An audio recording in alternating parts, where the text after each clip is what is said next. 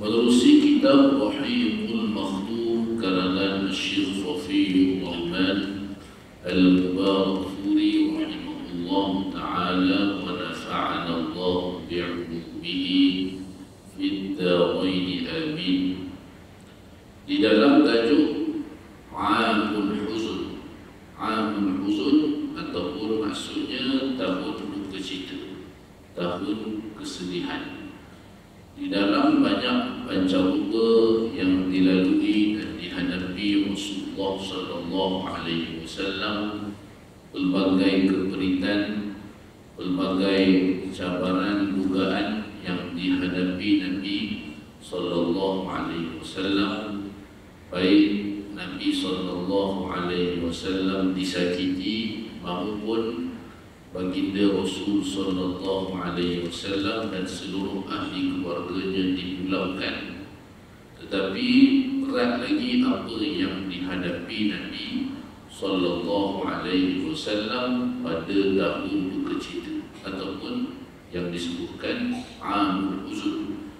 Amul Huzun ni tahun kesedihan buat baginda Rasul sallallahu alaihi wasallam. Sememangnya kerana orang Arab sebelum dalam peristiwa hijrah Nabi sallallahu alaihi wasallam, mereka tak ada tahu tuan-tuan. Bahkan semasa hijrah Nabi SAW pun belum disebutkan berkenaan tentang tahun hijrah, tahun hijrah, tahun kedua hijrah, melainkan pada zaman Sayyidina Umar ibn Khattab radhiyallahu anhu. Akan tetapi mereka biasa menggunakan iaitulah peristiwa-peristiwa yang besar berlaku, seperti mana banjir besar berlaku, mereka akan menamakan tahun itu sebagai tahun kesedihan, tahun banjir. Begitu juga sebagaimana yang berlaku dalam satu peristiwa pasukan tentera bergajah yang diketuai oleh Abrahah As-Sabbah.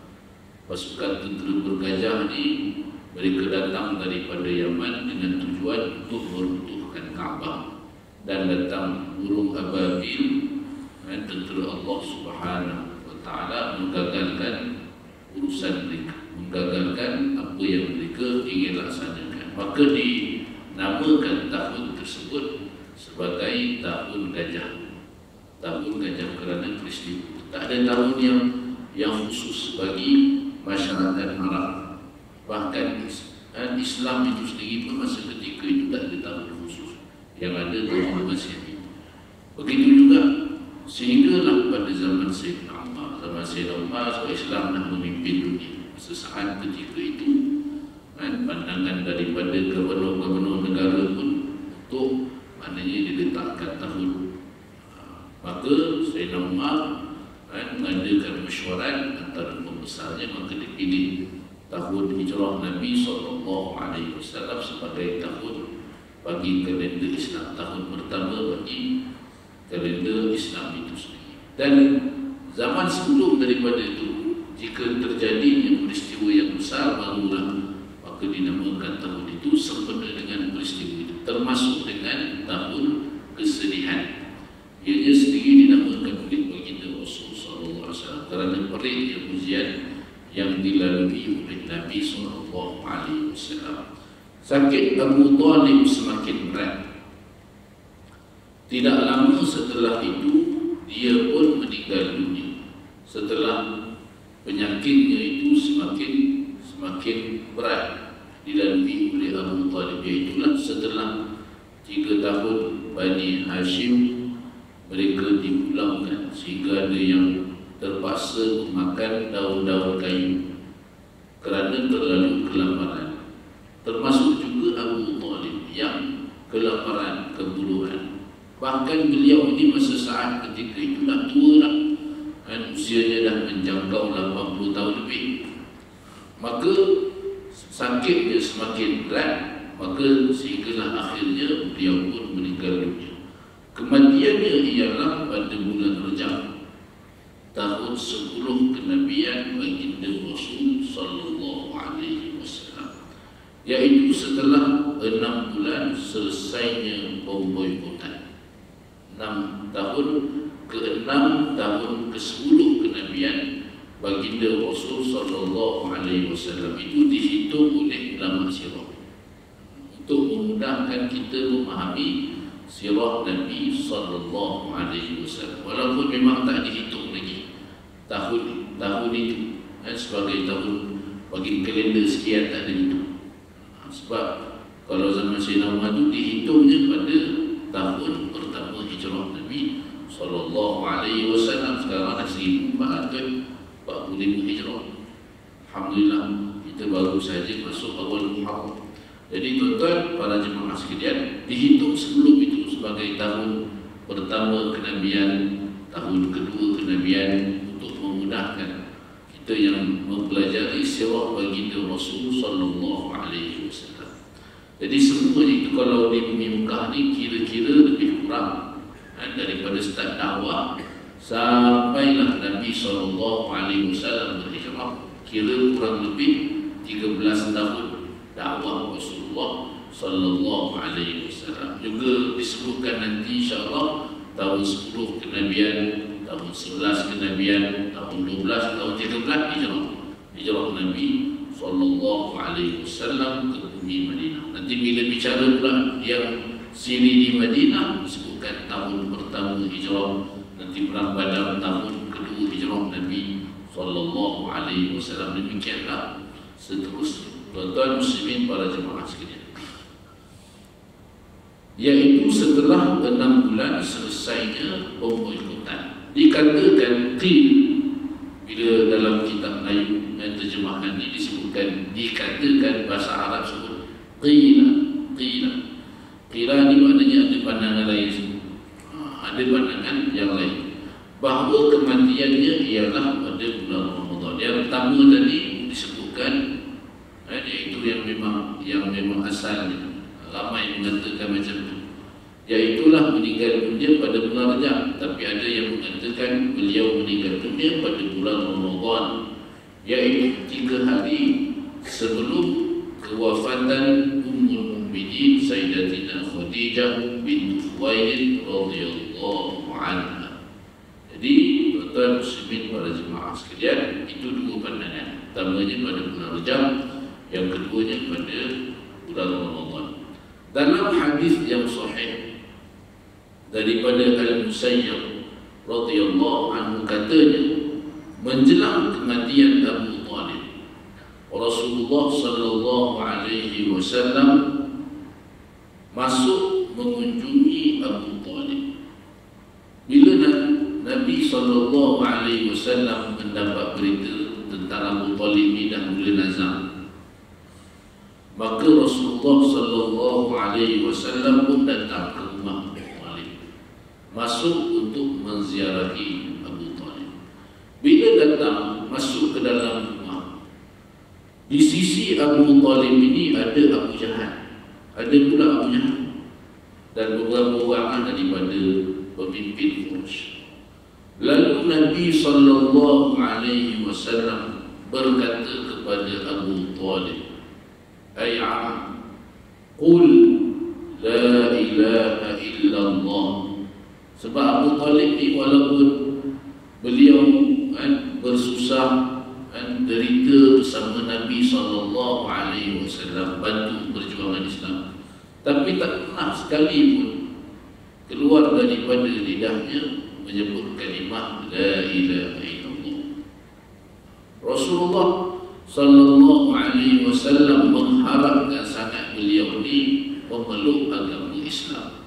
Kata Nabi sallallahu alaihi wasallam, "Qul la ilaha illallah." Katakanlah la ilaha illallah, tiada Tuhan yang layak disembah melainkan Allah. Kalimatan ahajju laka biha 'inda Allah, satu kalimat yang aku akan berhujjah dengannya di sisi Allah Subhanahu wa ta'ala. Sebut satu kalimat ni, ibaratkan macam tu lah, sebut satu kalimat tu je, yang lain aku akan berhujjah dengannya di sisi Allah Subhanahu wa ta'ala. Ibarat kata yang lain tu insya-Allah beres. sekalipun barangkali dia tak pernah solat, sekalipun dia tak pernah sujud kepada Allah Subhanahu wa ta'ala, tapi dengan ucap satu kalimah dia, Nabi SAW akan usahakan jadi peluang bila akan jadi jurusyarah. Tapi nak sebut maknanya dengan syarat beriman kepada Allah Subhanahu wa ta'ala. Dan sememangnya itulah tuan-tuan nikmat yang besar yang dianugerahkan Allah Subhanahu wa ta'ala, iaitu nikmat iman.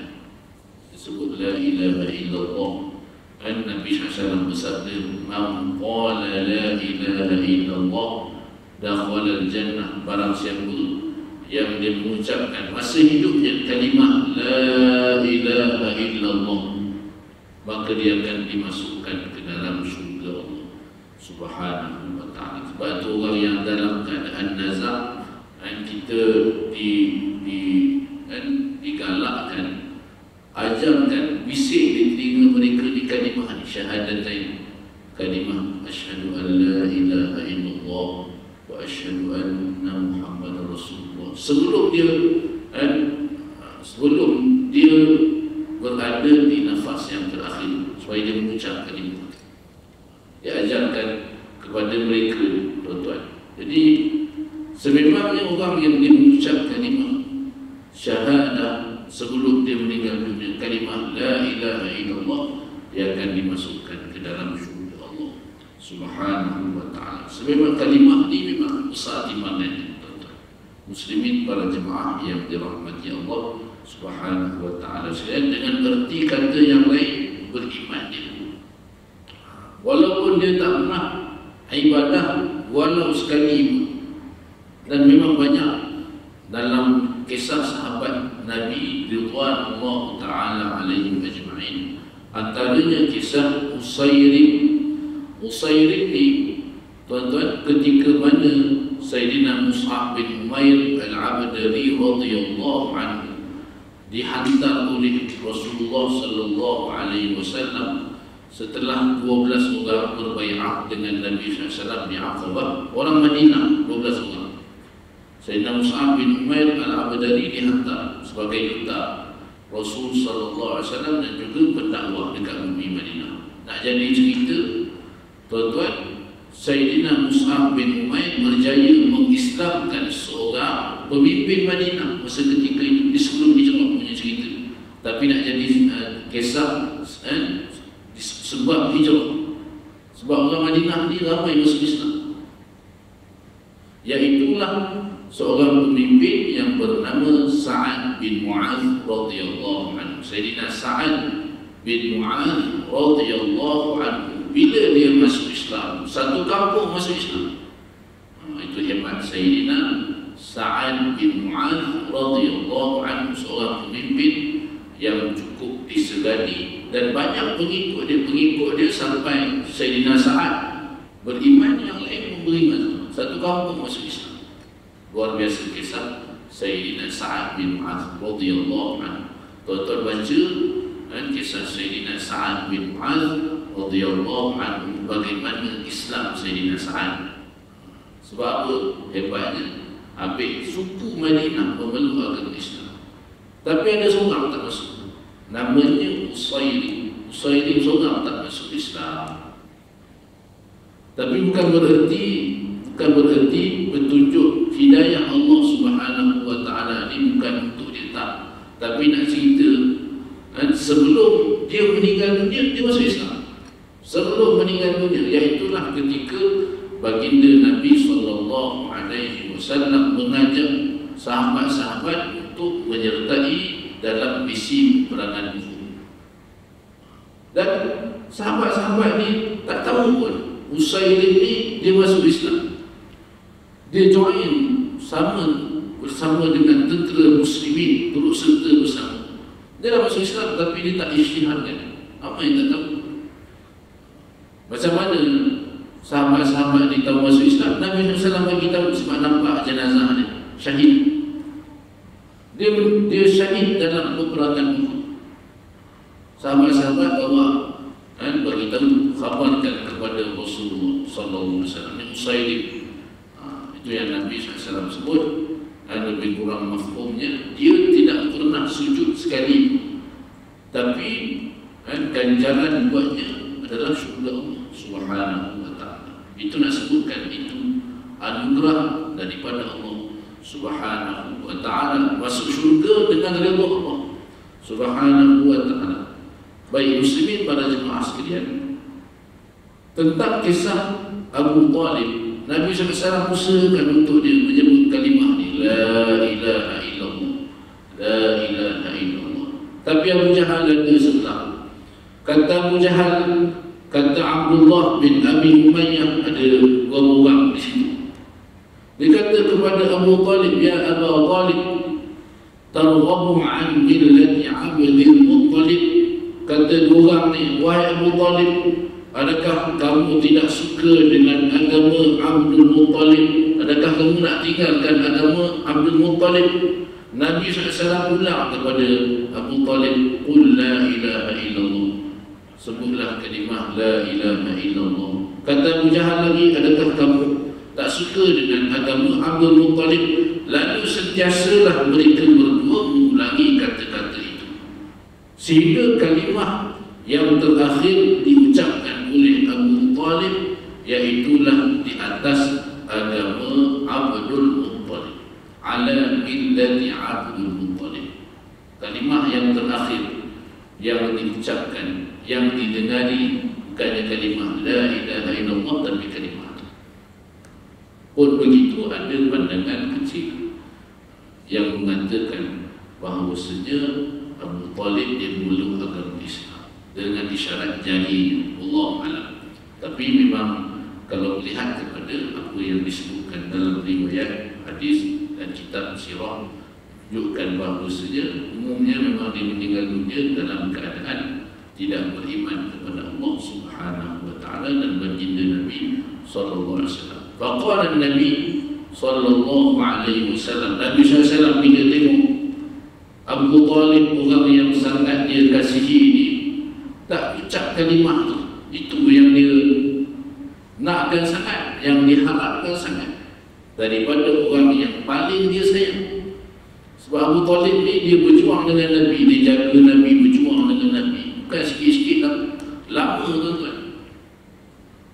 Itu yang teringat kisah Dr. Ridwanti kalau dia menceritakan tentang kisah ibu dia yang mengalir air mata dia, sebab dia nak sangat mengharapkan sangat ibunya mengucapkan kalimah itu. Selalu diajarnya, sebelum tu dia usahakan ayah dia tak dapat, dia azam untuk ibu dia, pun disebutkan tak dengar kalimah itu daripada ibunya. Sebab tu tiap-tiap kali cerita tentang ibunya, menangis dia. Nah, supaya orang yang paling disayangi itu seorang yang kita sayang, tuan-tuan. Ibu, ayah kita memang Tuhan campakkan rasa sayang itu luar biasa. Memang tak perlu dipersoalkan lagi. Ibu, ayah sayang kepada anak, nakkan kebaikan buat orang yang kita sayang, itu biasa. Maknanya nakkan, bukan sekadar mereka ni baiknya kita senangkan mereka ni di dunia semata, nakkan mereka ni senang juga untuk hari seterusnya. Jadi itulah maknanya kita menunjukkan kita disayang kepada orang tu, bukannya semata-mata kat dunia. Sebab tu sayang anak, jangan semata-mata kita didik anak itu berjaya dunia semata-mata, usahakan juga dia berjaya untuk hari seterusnya, jadi ahli syurga Allah Subhanahu wa ta'ala. Dia tak dengar Nabi SAW bila dengar disebut ala millati Abdul Muttalib, di atas agama Abdul Muttalib. Nabi SAW menyebutkan la astaghfiranna lak ma lam annahu an. Nabi SAW menyebutkan bahawasanya akan aku mohon keampunan di sisi Allah Subhanahu wa ta'ala, akan kumohonkan keampunan untukmu selagi aku tidak dilarang berbuat demikian. Dengan itu turunlah firman Allah Subhanahu wa ta'ala, ma kana lin nabi wal ladzina amanu an yastaghfiru lil musyrikin walau kanu uli qurba min ba'di ma tabayyana annahum ashabul jahim, yang bermaksud tidaklah dibenarkan bagi Nabi dan orang-orang yang beriman, kerana sahabat-sahabat yang lain pun juga turut serta bersama dengan Nabi SAW berazam untuk memohon keampunan buat Abu Talib. Nabi SAW, terutamanya Nabi SAW, bila Abu Talib meninggal dunia dalam hal keadaan tidak beriman kepada Allah dan Rasul, maka Nabi SAW berazam untuk memohon keampunan buat Abu Talib. Begitu juga dengan sahabat-sahabat yang lain.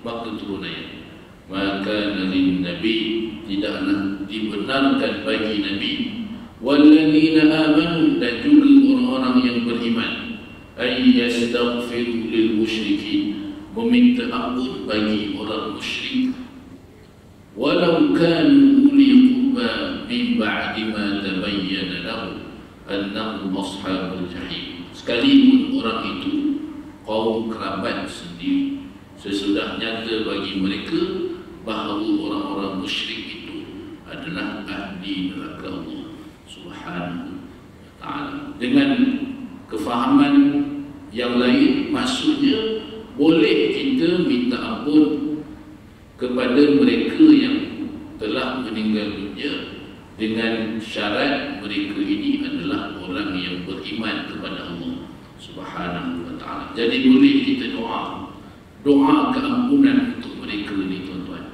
Itulah kita doa, Allahumma ighfir lahu warhamhu wa'afihi wa'fu anhu. Allahumma ighfir lahu warhamhu wa'afihi wa'fu anhu. Itu yang masa kita angkat takbir yang ketiga tu. Pertama kan masa solat jenazah, solat jenazah, takbir yang pertama surah Fatihah. Takbir yang kedua surah Fatihah, jangan baca doa iftitah. Saya pernah sekali itu bagi dekat waris solatkan jenazah ayah dia, tiba-tiba dah 4 tak bagi salam lagi. Apa ni? Rupanya dia tambah satu lagi, 5 sudah. Kelakar mau jemaah, rupanya awal tu dia baca doa iftitah. Kan? Untuk solat jenazah jangan mula dengan doa iftitah. Kita ingat tak mudah. Rupanya ada juga yang dah tak tahu, yang tak tahu. Sebab tu kalau orang buat solat jenazah macam main sama supaya biasa. Kalau di Masjidil Haram, di Masjid Nabawi itu, setiap kali solat fardu ada solat tu, jangan tak buat tu, jangan ingat memang fardu kifayah, tak apa tak buat, yang lain tak payah, jangan macam tu. Bangun tunaikan solat untuk mereka yang meninggal dunia, betah lagi dekat Masjidil Haram, Masjid Nabawi, solatkan untuk mereka. Pertama baca Fatihah, yang kedua selawat kepada Nabi SAW, sekurang-kurangnya bacalah Allahumma salli ala Sayyidina Muhammad wa ala ali Sayyidina Muhammad. Comeknya bacalah salawat Ibrahimiyah sebagaimana kita baca masa tahiyat akhir, Allahumma salli ala Sayyidina Muhammad wa ala ali Sayyidina Muhammad kama sallaita ala Sayyidina Ibrahim wa ala ali Sayyidina Ibrahim sampai habis. Takbir yang ketiga memang doa khusus untuk dia. Itu special untuk yang meninggal dunia. Sama ada dia lelaki, Allahumma ighfir lahu warhamhu wa'afihi wa'fu anhu. Kalau perempuan, Allahumma ighfir laha warhamha wa'afiha wa'fu anha. Kalau tuan-tuan perasan yang ketiga ni, biasa dekat Masjidil Haram, di Masjid Nabawi, kalau dekat sana lama kalau perasan, kadang kita dah habis dah. Wa akrim nuzulahu wa wasi' madkhalahu wa ghsil bil ma'i wal thalji wal barad. Dah habis sampai habis doa ni, tak angkat-angkat lagi. Memang khusus doa tersebut, khusus untuk dia. Dan sememangnya untuk yang telah meninggal dunia, tuan-tuan, mereka yang telah meninggal dunia dah semua masuk alam barzakh. Sekarang ni alam dunia, sekarang ni kita ni alhamdulillah masih panjang umur, berada kita di alam dunia. Lepas alam dunia ni alam barzakh. Alam barzakh ada sebut, kenapa tak alam akhirat terus? Jadi lepas alam barzakh, alam akhirat, hari kiamat, alam barzakh, kiamat kecil. Hikmahnya, tuan-tuan, inilah antaranya hikmahnya, agar supaya mereka yang berada di alam barzakh ini, peluang untuk mereka ni sebelum masuk alam seterusnya, yang alam akhirat itu memang ada hisab terus antara syurga dan neraka. Itu yang paling itu final tu. Kalau masuk syurga kita, maka berjayalah. Faman zuhziha 'anil nar, hari itu, wa udkhilal jannah, siapa yang dia terlepas daripada siksaan neraka dan dimasukkan ke dalam syurga Allah, faqad faz, berjaya. Itu final. Tapi nak sebelum ke final tu ada satu alam lagi, alam barzakh ni tuan-tuan, peluang untuk dia nak mohon ampun kepada Allah, tak ada jalan. Tak ada dah istighfar masa tu. Dia nak selawat, tak ada dah masa tu. Dia nak berdoa, tak ada dah masa tu. Dia nak sedekah, nak sangat orang yang meninggal dunia ni, dia sedekah, nak sangat sedekah. Kalau boleh, yang Quran sebut, bangun hidup balik kat dunia, la as-saddaqan. Pertama sekali nak sedekah. Subhanallah. Yang hidup ni pula yang tak apa nak kejar yang sedekah. Ini yang siapa-siapa belum sedekah ni, belum infak pagi ni, sedekah pagi, ambil kelebihan sedekah semua. Mereka nak sangat yang ini, nak sangat kalau boleh hidup kembali ke atas muka bumi ni, nak buat amal. Sebab dah tak boleh, inqata'a amalu, habis betul. Tapi ada satu yang dah lupa. Nabi SAW sebut illa min salat, dan kecuali 3. Kalau masih hidup dia buat, pertamanya sedekah jariyah. Ada yang masih berterusan, ada infak dia sedekah kampek masjid sebagai contoh, dia wakafkan masjid sebagai contoh, kan? Wakaf Quran. Ada orang baca Quran, insya-Allah sampai pahalanya, insya-Allah, dengan izin Allah, dengan berkat keikhlasan masa hidupnya dia infakkan, dia wakafkan masa hidup dia. Yang keduanya, Rasulullah SAW sebut ilmun yudafa'u bih, ilmu yang bermanfaat. Sama ada menerusi kitabnya ataupun menerusi murid dia masa hidupnya, dia sebarkan ilmu. Ramai daripada kalangan anak muridnya, ada anak murid pula. Subhanallah, yang ini ilmu yang bermanfaat. Orang yang alim ni, bila dia mengajar dengan tulus ikhlas, semata-mata kerana mencari ridha Allah SWT, insya-Allah barakah ilmu yang disampaikan itu akan berterusan, mengalir, bahkan pahala itu sampai, insya-Allah. Insya-Allah. Jadi yang ini paling special antara 3 ni, yang ini betul. Dia tak akan pernah putih. Paling special daripada 3 ni, kata ulama. Sebab kalau infak ataupun sedekah, dia kadang-kadang boleh terputus. Kalau satu binaan boleh, kadang-kadang boleh tutup bangunan sebagainya. Pernah ada orang infak untuk dia juga barangkali adalah sesuatu daripada sumbangannya itu tidak diterima Allah alam. Tapi nak sebut ada 3 ni yang paling luar biasa, ilmu yang bermanfaat. Yang ketiganya, doa anak yang soleh, waladun solehun yad'u. Sebab tu kalau masa dia meninggal dunia, kalau disebutkan dalam hadis anak tu, masa ajak baca tahlil, kita majlis tahlil tu memang untuk doakan dia. Dia hanya masa tu mengharapkan doa. Kita daripada yang hidup ni, kita lah yang hidup. Di majlis tahlil, bacaan Yasin kita baca, kita doa, memang itu yang diharapkan. Semoga dia diampunkan dosanya di sisi Allah sebelum final hari seterusnya. Itu masa dia. Dan teringat kita pun akan sampai masanya nanti. Kita pun akan sampai masanya nanti. Bukan kita hidup selama-lamanya dekat atas muka bumi ni, tuan-tuan. Kita takkan hidup selama-lamanya. Ini tempat sementara. Itu yang kata guru kami, subhanallah, semasa kami belajar di bumi Syam, di bumi Syria, satu hari Tok Syekh ni dia tengok orang ramai, tengok sekeliling kat masjid ni, tengok sekeliling, dia kata subhanallah, 100 tahun akan datang semua ni dah tak ada. Saya dengar tu, saya termenung apa Syekh cakap ni. Jadi bila renung baru 10 saat baru faham. Ibarat katanya 100 tahun akan datang, 100 tahun akan datang. Sekarang ni tahun 2024. Jadi kalau 100 tahun akan datang 2124. Kalau panjanglah usia umur dunia ni tahun 2124 di Masjid Mujahidin. Tuan-tuan rasa-rasa tuan-tuan masih ada tak tahun 100 tahun akan datang. Yang duduk kat tepi tu, yang dicelah tu, yang duduk atas kursi, rasa-rasa tahun tu ada lagi tak?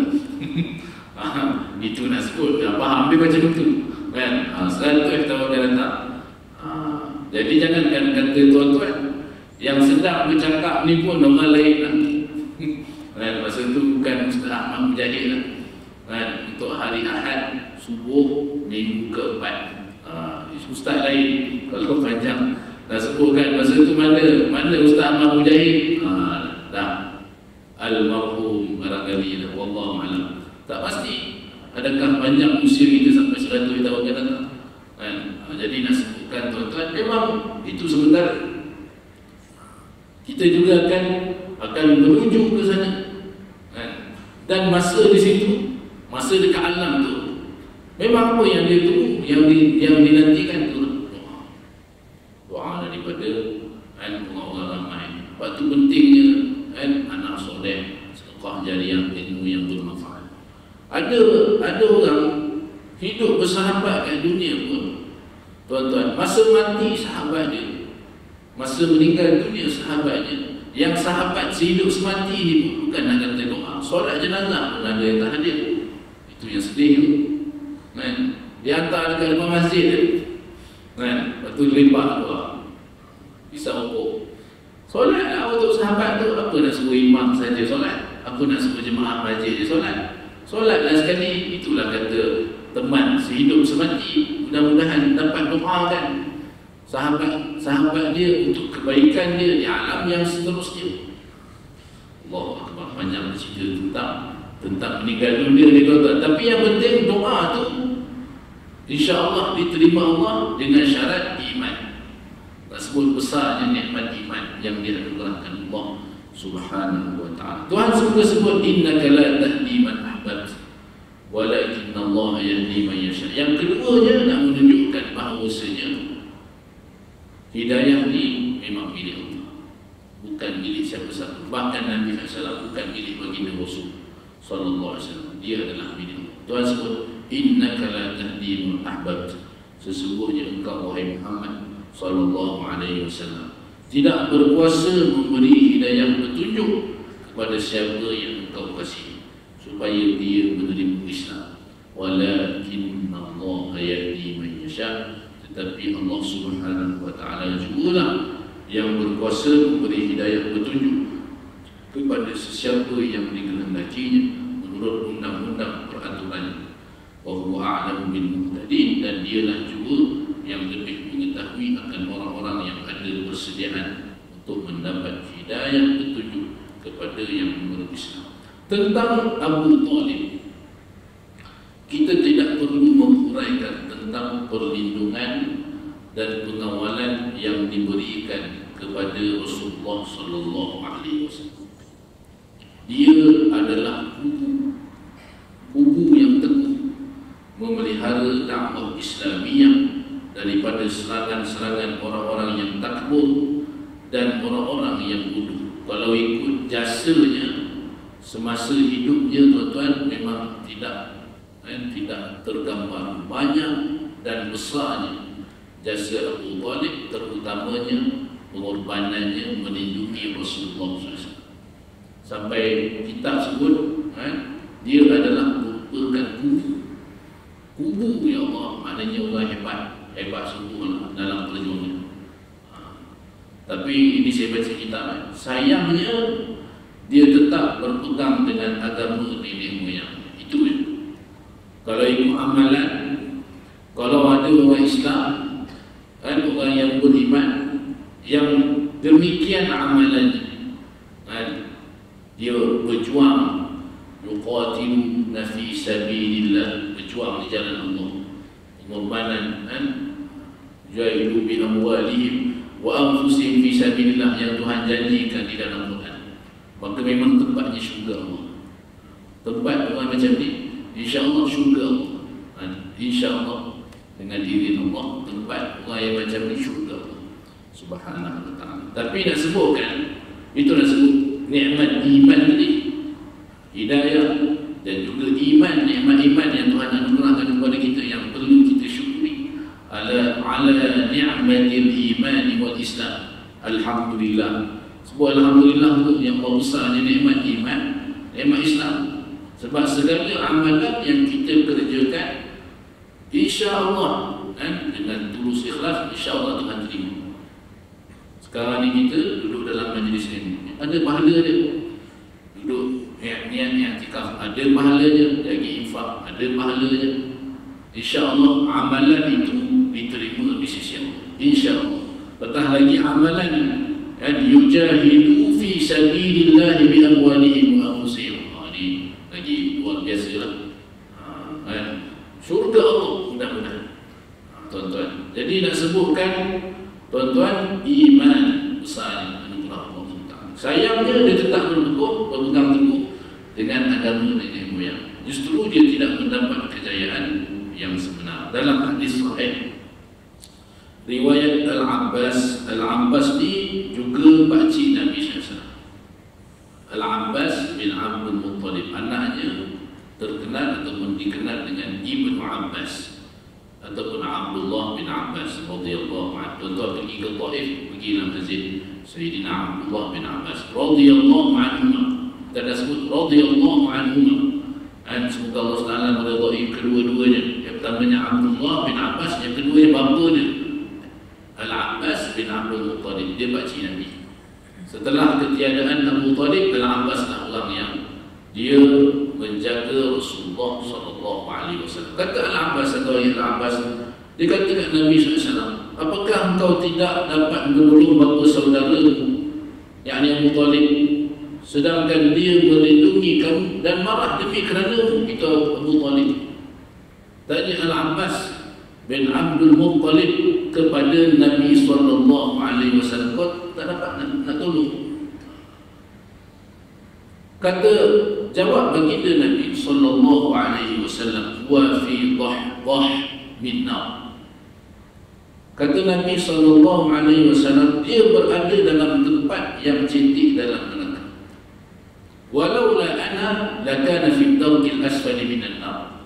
Kata Nabi SAW, kalaulah tidak kerana aku, nescaya dia berada di lapisan terbawah dalam neraka Allah Subhanahu wa taala. Dalam hadis yang lain diriwayatkan daripada Abu Sa'id Al-Khudri radhiyallahu anhu bahawa dia mendengar Nabi SAW ketika disebutkan tentang bapa saudaranya di sisinya, lalu baginda Rasul sallallahu alaihi wasallam, Nabi SAW bersabda, la'annahu tanfa'ahu syafa'ati yawmal qiyamah fayaj'alni fi dhah minan nar tamlu ka'bi, atau kama qala Rasul sallallahu alaihi wasallam. Boleh jadi ada gunanya syafaatku kepadanya pada hari kiamat, di mana dia akan diletakkan dalam tempat yang cetek daripada neraka sehingga sampai ke bumi lagi. Maknanya juga dengan syafaat Nabi sallallahu alaihi wasallam. Mudah-mudahan Allah Subhanahu wa taala memberkati bicara kita pada pagi yang berbahagia ini, menambahkan, mudah-mudahan menyuburkan iman dan takwa kita di sisi Allah Subhanahu wa taala. Saya kira cukuplah sekadar itu. Insya-Allah ada rezeki kita bincang lagi, bicara seterusnya, sebab ada seorang lagi pada tahun yang sama meninggal dunia, orang yang paling dicintai Nabi sallallahu alaihi wasallam, iaitulah isteri baginda Rasul sallallahu alaihi wasallam, dan ini orang yang beriman, Ummul Mukminin Sayyidatina Khadijah binti Khuwailid radhiyallahu anha. Jadi tuan-tuan, mungkin pada kuliah yang lepas saya ada pernah war-warkan tentang wakaf Al-Quran untuk mahtafiz kami yang satu Quran RM75 masih lagi dibuka. Tuan-tuan, kerana kami berhasrat untuk mencipta Al-Quran untuk pelajar-pelajar di rumah Quran daripada tahfiz kami, dan insyaAllah Al-Quran itu akan diberikan terus, hadiahkan terus kepada pelajar-pelajar ini dengan tujuan matlamatnya untuk pertamanya Quran yang khusus untuk mereka pergunakan, sebab sekarang ini dah ada Quran tajwid, dah ada Quran waqaf ibtidah. Jadi baik untuk pelajar-pelajar ini dia masa dia hafal dia tahu ada waqaf ibtidah yang sesungguhnya, bahkan juga peluang untuk orang ramai untuk melakukan ibadah waqaf insya-Allah. Kalau ada yang berminat nanti tuan-tuan boleh PM saya dan dapat nombor telefon PM insya-Allah. Satu Quran harganya RM75. Wallahu a'lam. Sekadar itu dahulu yang baik daripada Allah Subhanahu wa taala. Segala kelemahan kekurangan daripada diri saya sendiri, aku qouli hadza astaghfirullahal azim li wa lakum. Subhanakallahumma wa bihamdika asyhadu an la ilaha illa anta astaghfiruka wa atubu ilaik. Bismillahirrahmanirrahim. Al-'asr innal insana lafi khusr illa alladhina amanu wa 'amilus shalihat wa tawassaw bil haqq wa tawassaw bis sabr. A'udzu billahi minasy syaithanir rajim. Bismillahirrahmanirrahim. Alhamdulillahi rabbil alamin. Wassallallahu ala sayyidina wa nabiyyina Muhammad wa ala alihi wa sahbihi ajma'in. Ya Allah, ya Tuhan kami, ya Rahman, ya Rahim, dengan berkat kehadiran kami dalam majlis yang mulia ini, ya Allah, selawat kami kepada baginda Rasul sallallahu alaihi wasallam. Ampunkanlah segala dosa kami, ya Allah, dosa kedua ibu bapa kami, dosa anak-anak kami dan seluruh ahli keluarga kami, ya Allah. Dengan berkat majlis ini, ya Allah, Kau lindungilah kami dan juga mereka sebagaimana Engkau melindungi hamba-hamba-Mu yang saleh. Wa'idzuhum bi kalimatillahi tammati min kulli syaitanin wa hamah wa min kulli 'ainin lam. Allahumma barik lahum wa la tudhurhum ya rabbal alamin. Dengan berkat hadirnya kami dalam majlis ini, ya Allah, Kau sempurnakanlah, Kau suburkanlah iman kami, ya Allah. Dengan berkat majlis ini, ya Allah, seandainya ada daripada kalangan kami yang diuji dengan sakit, Kau sembuhkanlah sakit-sakit kami, ya Allah. Seandainya ada daripada kalangan kami yang diuji dengan musibah, kesempitan dalam kehidupan, ya Allah, Kau berikanlah kelapangan buat kami, ya Arhamar Rahimin.